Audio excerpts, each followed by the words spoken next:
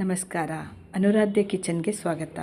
ಇವತ್ತು ನಾನು ವೈರಲ್ ಆಗಿರುವಂಥ ಡೆಸರ್ಟ್ ರೆಸಿಪಿ ತೊಗೊಂಡು ಬಂದಿದ್ದೀನಿ.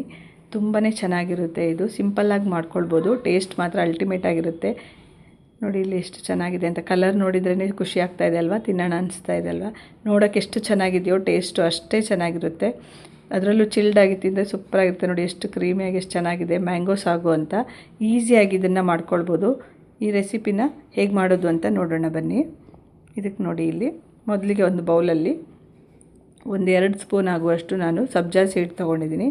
2 ಸ್ಪೂನ್ ಆಗುವಷ್ಟು ಸಬ್ಜಾ ಸೀಡನ್ನು ನಾವೇನು ಮಾಡಬೇಕು ಅಂದರೆ ಸ್ವಲ್ಪ ನೀರು ಹಾಕಿ, 1 ಗ್ಲಾಸ್ ಆಗುವಷ್ಟು ನೀರು ಹಾಕಿ, ಅದು ಮುಳುಗೋ ತನಕ ನೀರು ಹಾಕಿ ಚೆನ್ನಾಗಿ ಇದನ್ನು ಸೋಕಾಗಕ್ಕೆ ಬಿಡಬೇಕು. ಒಂದು 10 to 15 ಮಿನಿಟ್ಸಲ್ಲಿ ಇದು ಚೆನ್ನಾಗಿ ಸೈಜಲ್ಲಿ ಡಬಲ್ ಆಗುತ್ತೆ. ಚೆನ್ನಾಗಿ ಸೋಕಾಗಿ ಎಲ್ಲ ಫುಲ್ಲು ಸೈಜಲ್ಲಿ ಡಬಲ್ ಆಗುತ್ತೆ. ಸೊ ಹಾಗೆ ಇದನ್ನು ಸೈಡಲ್ಲಿ ಇಡೋಣ. ನಾವು ಚೆನ್ನಾಗಿ ಒಂದ್ಸರಿ ಮಿಕ್ಸ್ ಮಾಡ್ಕೊಳ್ಳಿ. ಅದನ್ನು ಮೇಲೆ ತೇಲ್ತಾ ಇದೆಯಲ್ಲ, ಸ್ವಲ್ಪ ಒಂದು ಚೆನ್ನಾಗಿ ಮಿಕ್ಸ್ ಮಾಡಿಕೊಂಡು ಸೆಟ್ ಆಗೋಕ್ಕೆ ಬಿಡಿ ಇದನ್ನು ಸೈಡಲ್ಲಿ. ಇನ್ನೊಂದು ಬೌಲಲ್ಲಿ ನೋಡಿ, 1 ಗ್ಲಾಸ್ ಆಗುವಷ್ಟು, ಒಂದು ಪ್ಯಾನಲ್ಲಿ 1 ಗ್ಲಾಸ್ ಆಗುವಷ್ಟು ಸಾಗು ತೊಗೊಂಡಿದ್ದೀನಿ. ಸಾಬುದಾನ, ಇದು ನೈಲನ್ ಸಾಬುದಾನ ಅಂತ ಚಿಕ್ಕದು, ಇದು ತೊಗೊಂಡ್ರೆ ತುಂಬ ಚೆನ್ನಾಗಿರುತ್ತೆ.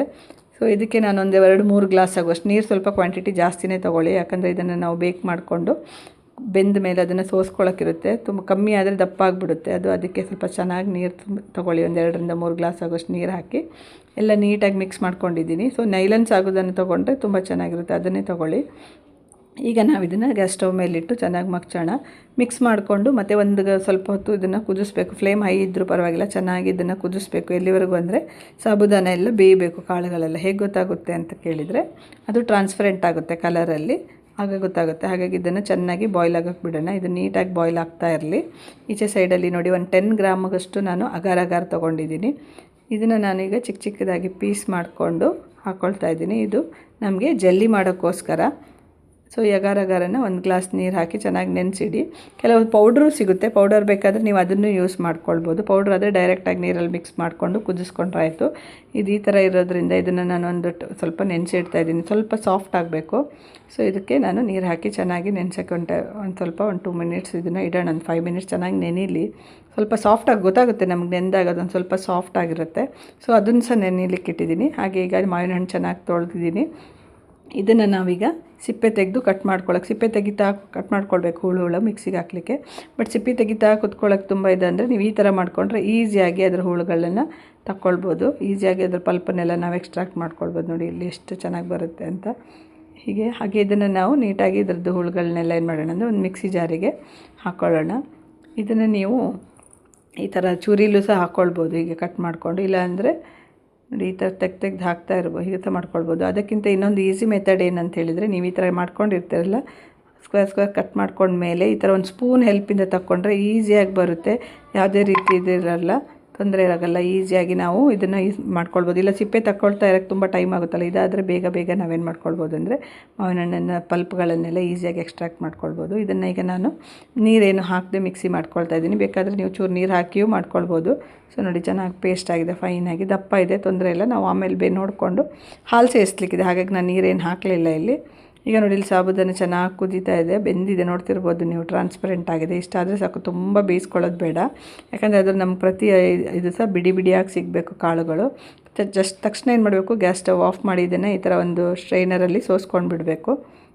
ಅದರ ನೀರನ್ನೆಲ್ಲ ತಕ್ಕೊಂಡು ನೀಟಾಗಿ ಇದು. ಮತ್ತು ನಮಗೆ ಹೀಗೆ ಲಾಸ್ಟಿಗೆ ಏನಂದರೆ ಬಿಡಿ ಬರಬೇಕಲ್ವ, ಮುದ್ದೆ ಆಗಬಾರ್ದು ಅನ್ನೋ ಕಾರಣಕ್ಕೋಸ್ಕರ ಇದ್ರ ಮೇಲೆ ಹೀಗೆ ಬಿಸಿ ಇರುವಾಗಲೇ 1 ಗ್ಲಾಸ್ ತಣ್ಣೀರು ಹಾಕ್ಕೊಂಡ್ಬಿಡಿ. ಈ ಥರ ತಣ್ಣೀರು ಮಿಕ್ಸ್ ಮಾಡಿ ಇಟ್ಕೊಂಡ್ರೆ ಅದು ಹಾಗೆ ಬಿಡಿಯಾಗಿ ಉಳ್ಕೊಳ್ಳುತ್ತೆ ಸಾಬುದಾನ. ಇದು ಆಗೋದಿಲ್ಲ, ಮುದ್ದೆ ಆಗಲ್ಲ, ಅಥವಾ ಅಂಟಾಗೋದಿಲ್ಲ. ಹಾಗಾಗಿ ಸ್ವಲ್ಪ ಚೆನ್ನಾಗಿ ನೀರು ಹಾಕಿ ಸೈಡ್ ಇಟ್ಟಿದ್ದೀನಿ. ಇದು ನೋಡಿ ನೆಂದಿದೆ, ಇದು ಅಗಾರ. ಇದನ್ನು ನಾನು ಒಂದು ಪಾತ್ರೆಗೆ ಹಾಕ್ಕೊಂಡು ಇದಕ್ಕೆ ಸಹ ಸ್ವಲ್ಪ ನೀರನ್ನು ಸೇರಿಸ್ಕೊಂಡು, ಇದು ಚಪ್ಪೆ ಇರುತ್ತಲ್ವ, ಹಾಗಾಗಿ 3 ಸ್ಪೂನ್ ಟೇಸ್ಟಿಗೋಸ್ಕರ 3 ಸ್ಪೂನ್ ಆಗೋಷ್ಟು ಸಕ್ಕರೆ ಹಾಕ್ಕೊಂಡು ನೀಟಾಗಿ ಮಿಕ್ಸ್ ಮಾಡ್ಕೊಂಡಿದ್ದೀನಿ. ಇದನ್ನೀಗ ಗ್ಯಾಸ್ ಸ್ಟವ್ ಮೇಲಿಟ್ಟು ಚೆನ್ನಾಗಿ ಕುದಿಸ್ಕೊಳ್ಳುವಾಗ ಅದು ನೀರು ಲಿಕ್ವಿಡ್ ಆಗುತ್ತೆ. ಕಲರಿಗೋಸ್ಕರ ಸ್ವಲ್ಪ ನಾನು ಅರ್ಧ ಸ್ಪೂನ್ ಆಗೋಷ್ಟು ಕಲರ್ದು ಇದನ್ನು ಹಾಕ್ತಾಯಿದ್ದೀನಿ, ಲಿಕ್ವಿಡ್ ಹಾಕ್ತಾಯಿದ್ದೀನಿ. ಇದು ಹಾಕಿದರೆ ಜಲ್ದಿ ಚೆನ್ನಾಗಿ ಕಲರ್ ಬರುತ್ತೆ ಅನ್ನೋ ಕಾರಣಕ್ಕೆ ಹಾಕಿದ್ದೀನಿ ಅಷ್ಟೇ, ಎಲ್ಲೋ ಕಲರ್. ಇದನ್ನು ಚೆನ್ನಾಗಿ ಕುದಿಸ್ಬೇಕು. ಕುದೀತಾ ಇರುವಾಗ ಅದು ನೋಡಿ ನೀರಾಗುತ್ತೆ. ನೋಡಿ ಇಲ್ಲೆಲ್ಲ ಹೇಗೆ ನೀರಾಗಿದೆ ಅಂಥೇಳಿ. ಇದಕ್ಕೆ ಇನ್ನೊಂದು ಚೂರು ಮ್ಯಾಂಗೋ ಫ್ಲೇವರ್ ಆ್ಯಡ್ ಮಾಡೋಕ್ಕೋಸ್ಕರ ನಾನೇನು ಮಾಡ್ತಾಯಿದ್ದೀನಿ ಅಂದರೆ 1 ಸ್ಪೂನ್ ಆಗೋಷ್ಟು ಮ್ಯಾಂಗೋ ಪ್ಯೂರಿ ಹಾಕ್ತಾಯಿದ್ದೀನಿ. ಹಾಕಿ ಇದನ್ನು ಚೆನ್ನಾಗಿ ಮಿಕ್ಸ್ ಮಾಡ್ಕೊಳ್ಬೇಕು. ಇದು ಯಾಕೆ ಹೀಗಾಯಿತು ಅಂತ ಹೇಳಿದರೆ, ನಾನು ಮ್ಯಾಂಗೋ ಪ್ಯೂರಿ ಮಾಡುವಾಗ ನೀರು ಹಾಕಿರಲಿಲ್ಲಲ್ವ, ಹಾಗಾಗಿ ಅದು ಗಟ್ಟಿ ಇತ್ತು. ನೀವು ಸ್ವಲ್ಪ ಪ್ಯೂರಿ ನೀರು ಮಾಡ್ಕೊಂಡು ಸೇರ್ತಿದ್ರೆ ಈಸಿಯಾಗಿ ಮಿಕ್ಸ್ ಆಗಿಬಿಡುತ್ತೆ. ಈ ಥರ ಆಗೋದಿಲ್ಲ ಉಂಡೆ. ಸೊ ಇದು ಮಿಕ್ಸ್ ಆದಮೇಲೆ ನೋಡಿ ಚೆನ್ನಾಗಿ ಕುದಿಸ್ಕೊಳ್ಬೇಕು. ಈಗ ನಿಧಾನಕ್ಕೆ ಕುದೀತಿಲ್ಲ, ಒಂದು 2 to 3 ಮಿನಿಟ್ಸ್ ಚೆನ್ನಾಗಿ ಕುದಿಬೇಕು. ಒಂದು ಒಳ್ಳೆ ಕುದಿ ಬಂದಮೇಲೆ ಮತ್ತೊಂದು 2 ಮಿನಿಟ್ಸ್ ಚೆನ್ನಾಗಿ ಕುದಿಸಿದಾಗ ಸ್ವಲ್ಪ ದಪ್ಪ ಆದಾಗ ಆಗುತ್ತೆ. ಇಷ್ಟ ಆದರೆ ಸಾಕು. ಮತ್ತು ನಾವು ಇದನ್ನು ಕೂಡಲೇ ಏನು ಮಾಡೋಣ ಅಂದರೆ ಒಂದು ಬಟ್ಲಿಗೆ, ತಟ್ಟೆಗೆ, ಪ್ಲೇಟಿಗೆ, ನೀವು ಯಾವುದರಲ್ಲಿ ಜಲ್ಲಿ ಸೆಟ್ ಮಾಡಬೇಕಂತಿರ್ತೀರ ಆ ಥರ ಪಾತ್ರೆಯಲ್ಲಿ ಅಥವಾ ಅಂತ ಬಟ್ಲಲ್ಲಿ ಹಾಕಿ ಅದನ್ನು ಕೂಲಾಗಕ್ಕೆ ಬಿಡಬೇಕು. ಇದು ಕಂಪ್ಲೀಟಾಗಿ ಕೂಲ್ ಆಗಬೇಕು, ಆಗ ಚೆನ್ನಾಗಿ ಸೆಟ್ ಆಗುತ್ತೆ.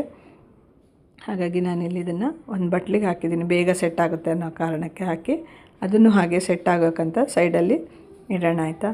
ಸೊ ನೋಡಿ ಇಲ್ಲಿ ಒಂದು ಗಂಟೆ, ಒಂದು ಅರ್ಧ ಗಂಟೆ, 1 ಗಂಟೆನೇ ಆಗಿದೆ ಅಷ್ಟರಲ್ಲಿ. ನೋಡಿ ಚೆನ್ನಾಗಿ ಸೆಟ್ ಆಗಿದೆ, ಕಂಪ್ಲೀಟಾಗಿ ಕೂಲಾಗಿ ಸೆಟ್ ಆದಮೇಲೆ ಈ ಥರ ನಿಮಗೆ ಚಿಕ್ಕ ಚಿಕ್ಕ ಪೀಸ್ಗಳನ್ನಾಗಿ ಇದನ್ನು ಕತ್ತರಿಸ್ಕೊಳ್ಬೇಕು ಜಲ್ಲಿನ. ಇದು ನೋಡಿ ನೋಡೋಕ್ಕೂ ಚೆನ್ನಾಗಿ, ಇದನ್ನು ಹಾಕೋದ್ರಿಂದ ಕಲರ್ಫುಲ್ಲಾಗಿ ಚೆನ್ನಾಗಿರುತ್ತೆ. ಮಕ್ಕಳಿಗೂ ಎಲ್ಲ ಖುಷಿಯಾಗುತ್ತೆ. ಜಲ್ಲಿ ಅಂದರೆ ಮಕ್ಕಳಿಗೆ ಹೆಚ್ಚಾಗಿ ಇಷ್ಟ ಇರುತ್ತಲ್ವ.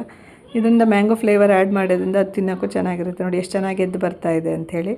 ಇಲ್ಲಿ ನಾನು ಬಟ್ಲಿಗೆ ಹಾಕಿರೋದ್ರಿಂದ ಜಲ್ಲಿ ಏನಾಗಿದೆ ಅಂದರೆ ತಿಕ್ನೆಸ್ ಜಾಸ್ತಿ ಇಲ್ಲ, ಸಪೂರ ಇದೆ, ಅದು ಸಣ್ಣ ಸಣ್ಣದು ಇದಾಗಿದೆ. ನಿಮ್ಗೇನಾದ್ರು ತುಂಬ ದಪ್ಪ ದಪ್ಪ ಜಲ್ಲಿ ಬೇಕು, ಪರ್ಫೆಕ್ಟಾಗಿ ಸ್ಕ್ವೇರ್ ಥರನೇ ಬೇಕು ಅಂತ ಹೇಳಿದರೆ ನೀವು ಸ್ವಲ್ಪ ಅಗಲ ಕಡಿಮೆ ಇರೋಂಥ ಬೌಲಾಗಲಿ ಅಥವಾ ಸಣ್ಣ ಪ್ಲೇಟ್ಗಳಲ್ಲಿ, ತಟ್ಟೆಗಳಲ್ಲೆಲ್ಲ ಹಾಕ್ಕೊಂಡ್ರೆ ದಪ್ಪ ಜಾಸ್ತಿ ಬರುತ್ತೆ, ಆಗ ಅದು ಈಸಿಯಾಗಿರುತ್ತೆ. ನಂದು ಇಲ್ಲಿ ನಾನು ಅಗಲವಾಗಿರೋ ಬಟ್ಲಿಗೆ ಹಾಕಿದ್ದೀನಿ, ಬೇಗ ಕೂಲಾಗಲಿ ಅನ್ನೋ ಕಾರಣಕ್ಕೆ. ಹಾಗಾಗಿ ಜಲ್ಲಿ ಸ್ವಲ್ಪ ಸಪೂರ ಆಗಿದೆ, ಅಂದರೆ ತಿಕ್ನೆಸ್ ಅದರದ್ದು ತುಂಬಾ ಕಡಿಮೆ ಬಂದಿದೆ. ನೀವು ತಿಕ್ನೆಸ್ ಜಾಸ್ತಿ ಬೇಕಾದರೆ ಹಾಕ್ಕೊಳ್ಬೋದು. ನೋಡಿ ಇಲ್ಲಿ ಇಷ್ಟೇ ತಿಕ್ನೆಸ್ ಬಂದಿದೆ, ನನಗಿಷ್ಟೇ ಸಾಕು. ನಿಮ್ಗೆ ದಪ್ಪ ಬೇಕಂದರೆ ಜಲ್ಲಿ ಸ್ವಲ್ಪ ಅಗಲ ಕಡಿಮೆ ಇರೋಂಥ ಬೌಲಿಗೆಲ್ಲ ಹಾಕ್ಕೊಂಡು ಜಲ್ಲಿನ ಸೆಟ್ ಮಾಡ್ಕೊಳ್ಳಿ. ಈ ಥರ ಎಲ್ಲ ಜಲ್ಲಿನೂ ನೀವು ಇದರಿಂದ ಪ್ಲೇಟಿಂದ ಬಿಡಿಸಿದ ಮೇಲೆ ಇದನ್ನು ನಾವು ಮ್ಯಾಂಗೋನ ಪ್ಯೂರಿ ಮಾಡಿ ಇಟ್ಕೊಂಡಿರ್ತೀವಲ್ವ, ಅದಕ್ಕೆ ಮಿಕ್ಸ್ ಮಾಡ್ಕೊಳ್ಬೇಕು. ನೋಡಿ ಇಲ್ಲಿ ಮ್ಯಾಂಗೋ ಪ್ಯೂರಿಗೆ ಎಲ್ಲ ಜಲ್ಲಿನೂ ನಾನು ನೀಟಾಗಿ ಮಿಕ್ಸ್ ಮಾಡ್ಕೊಳ್ತಾ ಇದ್ದೀನಿ. ಆಮೇಲೆ ಇಲ್ಲಿ ನೋಡಿ ಸಬ್ಜಿ ಎಷ್ಟು ಚೆನ್ನಾಗಿ ಇದಾಗಿದೆ ಅಂತ ಸೋಕಾಗಿದೆ, ಅದನ್ನು ಇದಕ್ಕೆ ಮಿಕ್ಸ್ ಮಾಡ್ಕೊಳ್ಳಿ. ಇದೆಲ್ಲ ನೀಟಾಗಿ ಮಿಕ್ಸ್ ಮಾಡ್ಕೊಂಡ್ಮೇಲೆ ಸ್ವಲ್ಪ ಇದಕ್ಕೆ ನಾನು ಈಗ ಹಾಲು ಹಾಕ್ತಾಯಿದ್ದೀನಿ. ಚೆನ್ನಾಗಿರೋ ಕೋಲ್ಡ್ ಹಾಲು, ಚಿಲ್ ಹಾಲೇ ಹಾಕ್ತಾಯಿದ್ದೀನಿ. ಚಿಲ್ಡ್ ಆಗಿರುವಂಥ ಹಾಲನ್ನು ಇದಕ್ಕೆ ಮಿಕ್ಸ್ ಮಾಡ್ಕೊಳ್ತಾಯಿದ್ದೀನಿ. ಒಂದೇ ಸರಿ ಫುಲ್ ಹಾಕಬೇಡಿ, ನೋಡ್ಕೊಳ್ಳಿ, ತಿಕ್ನೆಸ್ ನೋಡಿಕೊಂಡು ನೀವು ಹಾಲನ್ನು ಮಿಕ್ಸ್ ಮಾಡ್ಕೊಳ್ಳಿ. ನೀವು ಕಂಡೆನ್ಸ್ಡ್ ಮಿಲ್ಕ್ ಇದ್ದರೆ ಕಂಡೆನ್ಸ್ಡ್ ಮಿಲ್ಕನ್ನು ಬೇಕಾದರೂ ಇದಕ್ಕೆ ಮಿಕ್ಸ್ ಮಾಡ್ಕೊಳ್ಬೋದು, ಟೇಸ್ಟ್ ತುಂಬ ಚೆನ್ನಾಗಿ ಬರುತ್ತೆ. ನಾನಿಲ್ಲಿ ಹಾಕ್ತಾಯಿಲ್ಲ, ಖಾಲಿ ಹಾಲು ಮಾತ್ರ ಹಾಕ್ತಾಯಿದ್ದೀನಿ. ಸೊ ಈಗ ನೋಡಿ ಇದು ಸಾಬೂದಾನ ಇದೆಯಲ್ಲ ಬೇಯಿಸಿಟ್ಕೊಂಡಿದ್ದು, ಅದನ್ನು ಸಹ ಹಾಕ್ತಾಯಿದ್ದೀನಿ. ಈಗ ಹಾಕೋವಾಗ ಹೀಗೆ ಮುದ್ದೆ ಅನಿಸುತ್ತೆ ಅಷ್ಟೇ, ಚೆನ್ನಾಗಿ ಮಿಕ್ಸ್ ಮಾಡಿದ ಮೇಲೆ ಅದು ಬಿಡಿ ಬಿಡಿಯಾಗಿ ಬಿಟ್ಕೊಳ್ಳುತ್ತೆ. ನೋಡಿ ಇಲ್ಲಿ ಸ್ವಲ್ಪ ಮಾತ್ರ ಹೀಗೆ ಪ್ರೆಸ್ ಮಾಡಿ ಏನು ಮಾಡಬೇಕು ಅಂದರೆ ಬಿಡಿಸ್ಕೊಳ್ಬೇಕಾಗುತ್ತೆ, ಅದು ಸೆಟ್ ಆಗಿಬಿಟ್ಟಿದೆ. ನೀವೇನಾದರೂ ಇನ್ನೂ ಈಸಿ ಆಗಬೇಕಂದ್ರೆ ನೀವು ಕೈಯಲ್ಲೇ ಒಂದು ಸರಿ ಎಲ್ಲ ಸ್ಮ್ಯಾಶ್ ಮಾಡಿ ಆಮೇಲೆ ಮಿಕ್ಸ್ ಮಾಡಿದರೆ ಇನ್ನೂ ಈಸಿ ಆಗುತ್ತೆ. ಇಲ್ಲಿ ನೋಡಿ ಇನ್ನೊಂದು ಸ್ವಲ್ಪ ತಿಕ್ನೆಸ್ ದಪ್ಪ ಇದೆ ಅನ್ನಿಸ್ತು, ಹಾಗೆ ಇನ್ನೊಂದು ಸ್ವಲ್ಪ ಹಾಲನ್ನು ಸೇರಿಸ್ಕೊಂಡಿದ್ದೆ. ಹಾಲಂದರೆ ನೀವು ಎಷ್ಟು ಮಾಡ್ತೀರಿ ಅದ್ರ ಮೇಲೆ, ಕ್ವಾಂಟಿಟಿ ಮೇಲೆ ಡಿಪೆಂಡ್ ಆಗುತ್ತೆ. ನಾನು ಹೇಳಿದ್ನಲ್ಲ ಚೆನ್ನಾಗಿ ಮಿಕ್ಸ್ ಮಾಡಿದರೆ ಸಾಬೂದಾನ ಎಲ್ಲ ಬಿಡಿ ಬಿಡಿ ಆಗುತ್ತೆ ಅಂತ. ನೋಡಿ ಇಲ್ಲಿ ನೋಡ್ತಿರ್ಬೋದು ಎಲ್ಲ ಎಷ್ಟು ಚೆನ್ನಾಗಿ ಬಿಡಿ ಬಿಡಿ ಆಗಿದೆ, ಯಾವುದು ಸಹ ಅಂಟ್ಕೊಂಡು ಮುದ್ದೆ ಹಾಗೇನೂ ಆಗಲಿಲ್ಲ, ಎಷ್ಟು ಪರ್ಫೆಕ್ಟ್ ಆಗಿದೆ. ನೋಡಿ ಈ ಕನ್ಸಿಸ್ಟೆನ್ಸಿ ಕರೆಕ್ಟಾಗಿದೆ. ಸಕ್ಕರೆ ಮಾತ್ರ ನೋಡಿಕೊಂಡು ಬೇಕಾದರೆ ಸೇರಿಸ್ಕೊಳ್ಳಿ. ಈಗ ನೋಡಿ ಇಲ್ಲಿ ಮಾವಿನ ಹಣ್ಣು ಚಿಕ್ಕ ಚಿಕ್ಕದಾಗಿ ಹೆಚ್ಚಿಟ್ಕೊಂಡಿದ್ದೀನಿ, ಎಕ್ಸ್ಟ್ರಾ ಇದಕ್ಕೆ ಮೇಲಿಂದ ಈ ಥರ ತಿಂತಾ ಇರುವಾಗ ಮಾವಿನ ಹಣ್ಣು ಬಾಯಿಗೆ ಸಿಕ್ಕಿದೆ, ತುಂಬ ಚೆನ್ನಾಗಿರುತ್ತೆ ಅನ್ನೋ ಕಾರಣಕ್ಕೆ ಇದಕ್ಕೆ ಸೇರಿಸಿದ್ದೀನಿ ಮಾವಿನ ಹಣ್ಣನ್ನು. ನಾನಿಲ್ಲಿ ಯಾವುದೇ ಸಕ್ಕರೆ ಇಷ್ಟರವರೆಗೂ ಹಾಕಲಿಲ್ಲ, ಇದೆಲ್ಲ ಮಿಕ್ಸ್ ಮಾಡಿದ ಮೇಲೆ ಹಣ್ಣು ಸ್ವೀಟ್ ಇರುತ್ತಲ್ವ, ಹಾಗಾಗಿ ನೋಡಿಕೊಂಡು ನಿಮ್ಗೆ ಎಷ್ಟು ಬೇಕಷ್ಟು ಸಕ್ಕರೆ, ಸ್ವಲ್ಪ ಸ್ವೀಟ್ ಕಮ್ಮಿ ಅನಿಸ್ತು ಅದಕ್ಕೆ ಒಂದು 4 ಸ್ಪೂನ್ ಆಗುವಷ್ಟು ಸಕ್ಕರೆ ಹಾಕ್ತಾಯಿದ್ದೀನಿ. ನೋಡ್ಕೊಂಡು ನೀವು ಹಾಕ್ಕೊಳ್ಳಿ. ಕಂಡೆನ್ಸ್ಡ್ ಮಿಲ್ಕ್ ಹಾಕಿದರೆ ಸಕ್ಕರೆ ಹಾಕೋ ಅವಶ್ಯಕತೆ ಇರೋಲ್ಲ, ಅದು ಸ್ವೀಟ್ ಇರುತ್ತಲ್ವ, ಹಾಗಾಗಿ. ಸೊ ಇದನ್ನೆಲ್ಲ ನೀಟಾಗಿ ಮಿಕ್ಸ್ ಮಾಡ್ಕೊಳ್ಬೇಕು. ಕೂಡಲೇ ಬೇಕಾದರೂ ನೀವು ಸರ್ವ್ ಮಾಡ್ಬೋದು ಐಸ್ ಕ್ಯೂಬ್ಸ್ ಹಾಕಿ. ನಾನಿಲ್ಲಿ ಚಿಲ್ ಮಾಡಿ ಮತ್ತೆ ಸರ್ವ್ ಮಾಡ್ತಾಯಿದ್ದೀನಿ. ಒಂದು 2 ಅವರ್ಸ್ ಇಟ್ಟಿದ್ದೆ ಫ್ರಿಜ್ಜಲ್ಲಿ, ಚೆನ್ನಾಗಿ ಚಿಲ್ಲಾಗಿದೆ. ಈಗ ಸರ್ವ್ ಮಾಡ್ತಾಯಿದ್ದೀನಿ. ನೀವು ನೋಡಿ ಸರ್ವ್ ಮಾಡುವಾಗ ಇದಕ್ಕೆ ಮೇಲಿಂದ ಎಕ್ಸ್ಟ್ರಾ ಮತ್ತು ಮಾವಿನ ಹಣ್ಣು ಪೀಸಸ್ಗಳನ್ನ ಕಟ್ ಮಾಡಿ ಬೇಕಾದರೆ ಹಾಕ್ಕೊಳ್ಬೋದು, ಚೆನ್ನಾಗಿರುತ್ತೆ. ನಾನಿಲ್ಲಿ ಹಾಕಲಿಲ್ಲ. ನೋಡಿ ಕ್ರೀಮಿ ಟೆಕ್ಸ್ಚರಾಗಿ ಎಷ್ಟು ಚೆನ್ನಾಗಿದೆ ಅಂತ, ಟೇಸ್ಟು ಅಷ್ಟೇ ಚೆನ್ನಾಗಿರುತ್ತೆ. ಯಾರೆಲ್ಲ ಟ್ರೈ ಮಾಡಿಲ್ಲ ಒಮ್ಮೆ ಟ್ರೈ ಮಾಡಿ, ಸೂಪರಾಗಿರುತ್ತೆ. ಇವತ್ತಿನ ಈ ರೆಸಿಪಿ ಇಷ್ಟ ಆದರೆ ವಿಡಿಯೋನ ಲೈಕ್ ಮಾಡಿ, ನಿಮ್ಮ ಫ್ರೆಂಡ್ಸ್ಗೆ ರಿಲೇಟಿವ್ಸ್ಗೆಲ್ಲ ಶೇರ್ ಮಾಡಿ. ಹಾಗೆ ಯಾರೆಲ್ಲ ಇನ್ನೂ ನನ್ನ ಚಾನಲನ್ನು ಸಬ್ಸ್ಕ್ರೈಬ್ ಮಾಡಿಲ್ಲ ಸಬ್ಸ್ಕ್ರೈಬ್ ಮಾಡ್ಕೊಳ್ಳಿ. ಎಲ್ರಿಗೂ ಒಳ್ಳೆಯದಾಗಲಿ. ಶುಭ ದಿನ.